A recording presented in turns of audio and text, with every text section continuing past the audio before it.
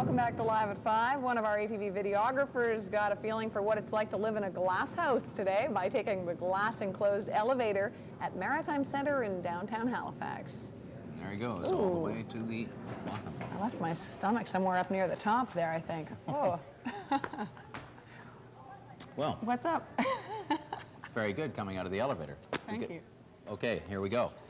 We want to bring you up to date on what's happening with Christmas Daddies. Of course, it was a terrific weekend in Moncton and in Halifax where the two telethons were broadcast. And I want to let you know how we're doing with the amount collected. Of course, it's only half the dream, getting the telethon on the air. It's actually seeing those pledges honored and going to the needy families in the Maritimes. It's the really important thing. And here's the breakdown. And we've ordered the 4 zones that we receive money from in order of the amounts pledged. And New Brunswick is leading the way at this point with 42% of the monies pledged honored at this point, with $61,622 in the bank now. Nova Scotia is honored to the tune of 37%, Prince Edward Island at 33%, and our 4th Christmas Daddy zone 22% out of Cape Breton. Cape Breton a little down overall this year, and you know, if you didn't have an opportunity to pledge on the weekend, feel free to drop by any branch of the Royal Bank and make a donation to Christmas Daddies. You know, it's a good cause. Just because you didn't or weren't able to tune in the show doesn't mean you can't make a donation. That's right. We'd appreciate it. Well, we're off to the island now. Her red hair. Welcome back to Live at 5. 'Tis the season, and Kathy Jennings is doing her fair share of gift wrapping for a good cause. It's her 2nd year wrapping gifts to raise money for the Moncton SPCA. And for customer John Dwyron, it's a cause he is delighted to support. Over the past few days, Christmas tree lots have been springing up all over the Maritimes. This weekend is expected to be a very busy one for Maritime tree sellers, but many people are already out buying. ATV's Connell Smith is standing by. Connell, if you buy now, you get the pick of the crop, right? You sure do, Nancy, and there's all kinds of them out there to choose from. You know, I spent today with a tree grower, and I learned something. The ideal tree doesn't happen by accident. There's a lot of preparation. It's a lot of work.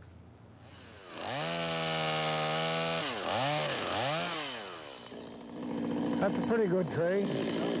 Bob Ness is pretty much finished with the cutting. Most of the trees remaining are for coming Christmases. Those are the trees that are tightly sheared. You know, it's got a haircut. Yeah. We don't cut the growth off the year we're going to market the tree. People like that. We have a problem with the deer. The deer eat these little Ness's trees. farm has fir, red, and Scots pine. Through the year, the trees are cultivated and fertilized. That bud, that'll be the bud. It'll grow in this way. There's hope for this one, yeah. Oh, yeah. Yeah, that'll be in the inside of the tree. That tree will be like that.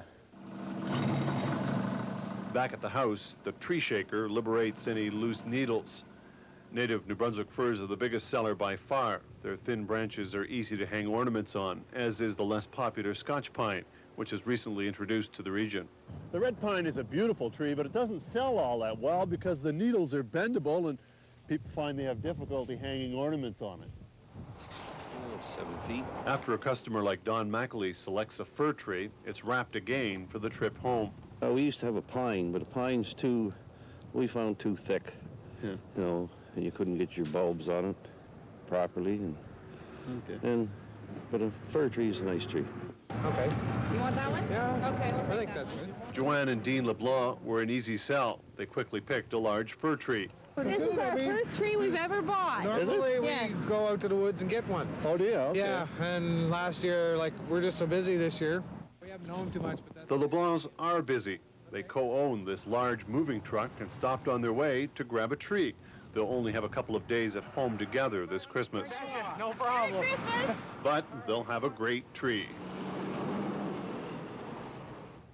Wade, they're just going to stop home, drop the tree, and they'll be back together, united with it at Christmas time. They travel across Canada in that truck. Wow, something else. All right, thank you, Connell. Thank you. Well, you know, a fresh green tree is nice to look at, but for safety reasons, it's important you take steps to keep your tree green. ATV's Laverne Stewart's in Fredericton, where she's found out everything you need to know about keeping that tree not only green, but safe, too. Right, Laverne? Well, that's right, Paul. And whether you cut your tree or buy it from a lot, there's some simple things you can do to keep your tree fresher longer and have a worry-free holiday season.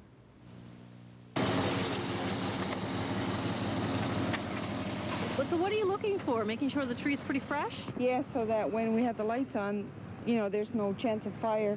So how can you tell when a tree is fresh? Well, usually the needles are not real brittle, and they won't fall off quickly. They have a little bit of sponginess to them. Before you put your tree up, there are a few little things to take care of first, like cleaning your tree stand. Well, I've washed it out with soap and water, actually, to make sure that it's clean, doesn't have any little bacteria or scum. There actually was sort of a brown scum in there that we want to get rid of. Any microorganisms that are in your stand are going to actually clog up the vessels in the tree so it won't absorb water. Take a cap full of Javex, is what they suggest, and into the tree stand. And then some water is what I use, just to sort of slosh it around. We can rinse it a couple more times, make sure the Javex is out, and we're ready for the tree. Next, you'll have to cut the base of the tree. We recommend a couple inches off the bottom. On your location, to pick a spot that's away from the heat sources. Before you put the lights and decorations on, you'll want to fill your tree stand with water at room temperature so it doesn't shock the tree.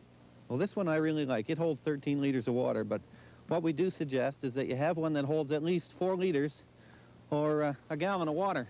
Luckily, mine aren't all tangled up this year. I got Then wires check if they your get tree frayed, lights whether for it's an frayed artificial or a wires and natural loose tree. bulb connections. Of course, one of the main concerns we have with fire safety, those are one of the Bare wires are bare wires or frayed wires. So if you can just go through them, even as you're unfolding them the way we are now, and just sort of run your fingers along the wires and check each socket.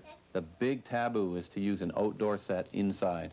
Is there anything else we have to do over the holiday season to keep our tree green?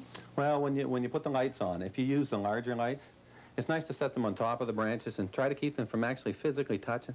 Although they're not significantly hot and they are approved for indoor use, touching the needles will dry out those needles in that little vicinity. And Paul, if you aren't planning on putting your tree up right away, it's a good idea to keep it in a cold spot, like your garage or outdoors if possible, and that will help keep it fresher a lot longer. All right, we've taken notes, and I think we're ready for Christmas trees for another season. Thanks, Laverne. Okay. Nance? Thanks, Paul. And don't go away. There's more Live at 5 ahead, including our Thursday night primetime lineup and Phil McLaughlin's Wake Up Weather. Stick around.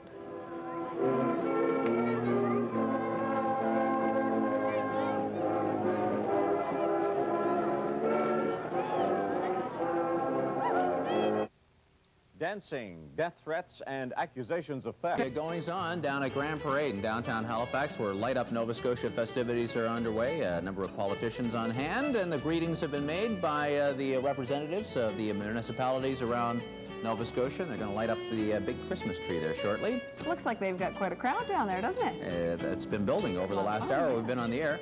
Right now we're going to check in on Phil McLaughlin, who's got our wake-up weather for us, and then we'll head back down to Grand Parade. Phil? Yes, Paul, and before we get to the wake up for Friday, we're going to have, well, still a bit of cloud off to the eastern Maritimes. The wind's picking up more, if you can believe it, out of the northwest to north, gusting this time up to 80 or 90 or 100 kilometers per hour. So wind warning out for the eastern parts of the Maritimes, blowing snow as well. A few flurries that have come down today have made some of the streets and highways a little slick, so take it easy if you're going out tonight. To wake up Friday, a blend of cloud and sunshine, maybe a leftover snow flurry to the extreme eastern Maritimes. Morning lows -6 to the south, -12 to the north, and through Friday, a blend of cloud and sunshine will be typical. Winds lighter through the day out of the northwest. Again, we can't rule out a chance of a scattered flurry off to the east. There you can see the daytime highs rebounding, not too bad. And I want to go back to reflect back to 1 week ago. The hurricane season came to an end back in the end of the month of November. And the 1994 hurricane season, their third consecutive year of below normal activity. Normally we see 6 hurricanes in the Atlantic. This year, 3. Chris, Florence, and Gordon. So take it easy out there tonight. The winds are up and blowing snow, particularly in the eastern Maritimes. Back to you, people. All right, thank you, Phil. And we're going to take a look now at our live camera down at Halifax Grand Parade once again, where Light Up Nova Scotia festivities are underway. And nice kind of a wide shot. And you can see the tree in the background. It's important to have a picture of the tree at this time because we're moments away from the lighting of the tree. Hopefully we'll have that on before we hand things over to Steve Murphy. Kind of exciting, the though, best laid plans of men and people with trees and electrical connections and that sort of thing, you know. But there's quite a celebration going down there. They've got a boys' choir, they've got Mike Cowie Trio, and they've got another choir down there. And it's not a bad turnout considering the chill in the air. Quite windy down near the waterfront there tonight. Great timing, you know. It is going to get a lot of people into the spirit of Christmas and getting ready to sort of get your tree up and lit up this weekend. Yeah, and there's some fireworks down there as well. A little bit of early, we've got the countdown underway, folks. Here it goes. 3, 2, 1. Yeah. All right. We did it. Beautiful. We weren't sure if we were going to see those lights come out, were we? Timing is critical, but we got it in time, and wow, not a bad job there by the folks at the Trade and Convention Center in downtown Halifax. They've got the fireworks, the tree looking very good, and a similar thing will be happening over in Charlottetown in about an hour from now as PEI lights up. That's happening at exactly 6:55. Merry Christmas.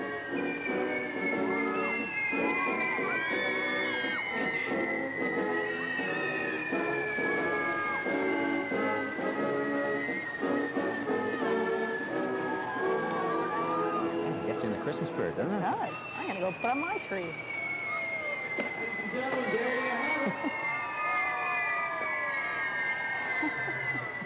They're having fun. So, Merry Christmas, everybody, and it's now official. Nova Scotia is led up for the Christmas season. Hey, hate to put a damper on things, but if you're following this whole hockey thing, the NHL has just canceled the All-Star game. They're just chopping it off. Doesn't look good. NHL has a version of that flesh-eating disease right now. I'd rather think about the Christmas tree. Here's what's on ATV Primetime tonight. Starts at 6:30 as usual. Full House Coach is on at 7. Boy Meets World at 7:30, and then at 8. Billy Graham's Crusade continues tonight. We've got the Teddy Bears Christmas for you at 9, and then at 9:30 for better or for worse, a Christmas Angel as we get into the Christmas season. In the midway mark of our primetime lineup, and then Tech War, William Shatner's new sci-fi fantasy at 10, and ER at 11. And tomorrow on Live at 5, the party season is here, but don't let a good time get out of hand. How many careers have been ruined at the company Christmas party? We've got the guide to smart socializing, every worker's etiquette, tomorrow on Live at 5. And that is it for the Thursday edition of Live at 5. Thanks a lot for joining us tonight. Hope you can be here tomorrow on the Friday edition. The news continues now with Steve Murphy. Steve. Thank you, Nancy. Tonight, free at last. Captive maritimers released in Bosnia. The information we've received indicates they're all in good shape. Morale is now high, and that they are carrying on to do their job. A $100,000 handshake, a sweet deal for Dobbin. All we can repeatedly say is that the legal advice we got was to settle the way that we did. And split decision, mixed emotions over ACOA changes.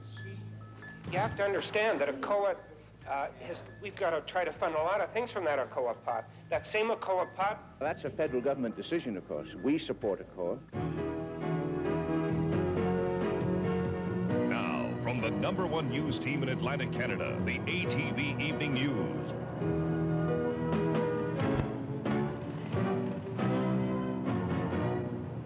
Good evening, I'm Steve Murphy. There are sighs of relief across our 3 provinces tonight with word that 55 Canadian soldiers, 12 of them maritimers, are free.